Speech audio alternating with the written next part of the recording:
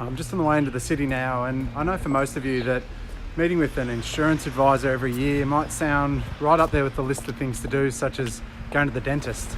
But I believe so much in the importance of these reviews, and I think many people believe that it's just an opportunity to sell more.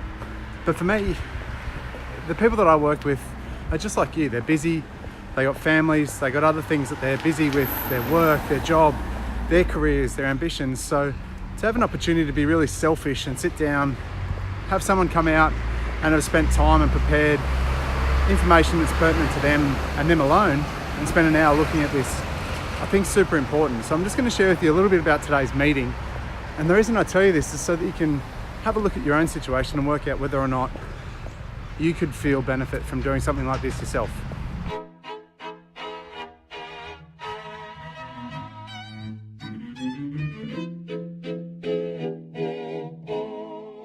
Okay, so just finished up with the meeting, on the way home now. It was awesome, and as per usual, an hour meeting, spent 45 minutes talking about everything other than insurance, and then about 15 minutes covering everything off.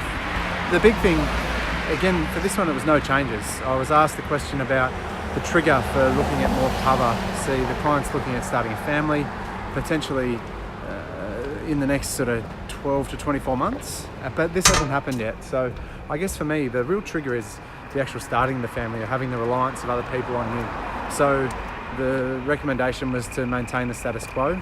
There was a small increase in premiums, but nothing major, because the level premium setup that we did were awesome.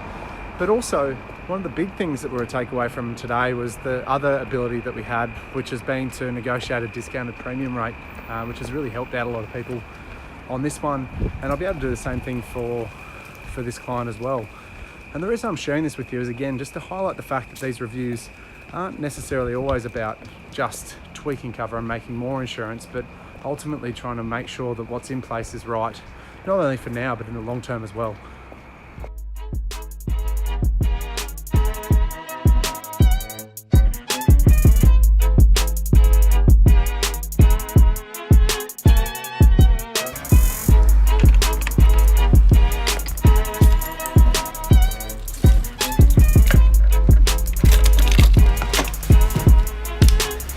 Ace. Hey, hello, mate.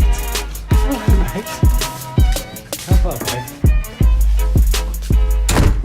So it's 9:30 now. I've just fired off the final email, recorded the file note from today's meeting, and I just want to wrap up this video by asking you a little bit about how your review experience has been. The email's gone off to the insurance company asking for the discounted premium. I've sent the follow-up email, all the follow-ups are out. I've built this process so that this is replicable, and also I find that it's really important to get this stuff done. I know that it's a compliance requirement to do the notes and that sort of thing on the same day, but more importantly, I believe that just taking action on the things that we've spoken about is really important on the day that we do it. So I do try and get those out every single day. A question for you, if you look at a review, what's the first thing that comes to mind? What's the first thing that comes to mind when you think of a review? Is it a negative or is it a positive? And what would it look like if it was a positive? Let me know in the comments below. I'd love to hear a bit more about your experience when it comes to reviewing, whether that be your insurances or anything else. Let me know.